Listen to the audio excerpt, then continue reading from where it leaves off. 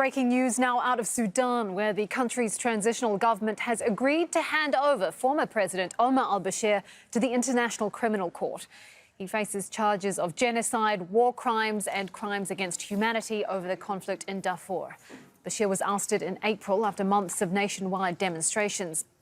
Let's go now to Heber Morgan, who joins us now live from Khartoum. Heber, this is a major development, given he's been wanted by the ICC for a long time now. Why is this happening now?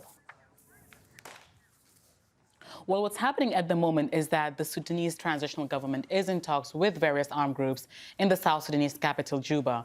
Some of those groups are from Darfur, where a war has been raging since 2003. And one of the main conditions of these armed groups is transitional justice, specifically having former President Omar al-Bashir handed over to the International Criminal Court.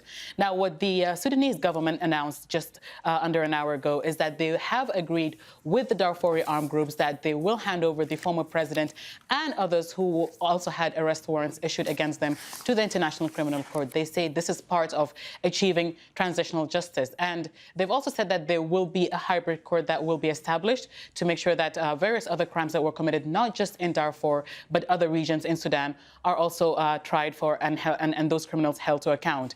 They also said that they will strengthen the chief, or rather traditional system in the country to make sure that people who have been affected by the war are get some kind of justice. Now, let's go back to the cost of the war. Over 300,000 people have been killed in Darfur alone and more than 2 million people displaced. So the Darfuri armed groups are saying that this, unless the Sudanese government agreed to handing over the former president to the International Criminal Court, then the talks cannot go forward. And that is what the government has agreed to. Now, what comes next is for them to settle security arrangements before they sign a final peace deal, and then that becomes official. What does this tell us about the transitional government, Heber? I mean, they've been in power for, a few months now. What does this tell us about how they want to put Sudan back on the international stage?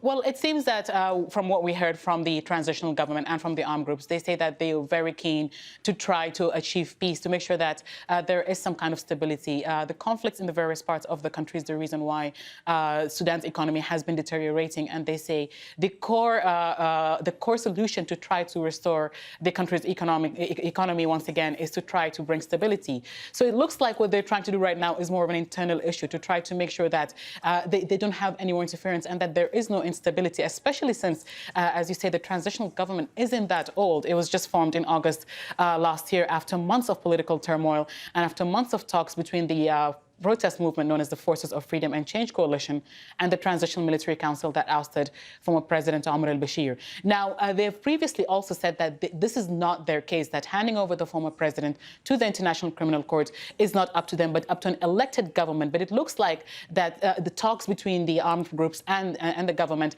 has reached a point where they had to offer some concessions. And it looks like handing over the former president and those who are also wanted alongside with him is a concession they made to try to get the talks moving so that they can sign a deal before the deadline that they agreed on, which is the 14th of February.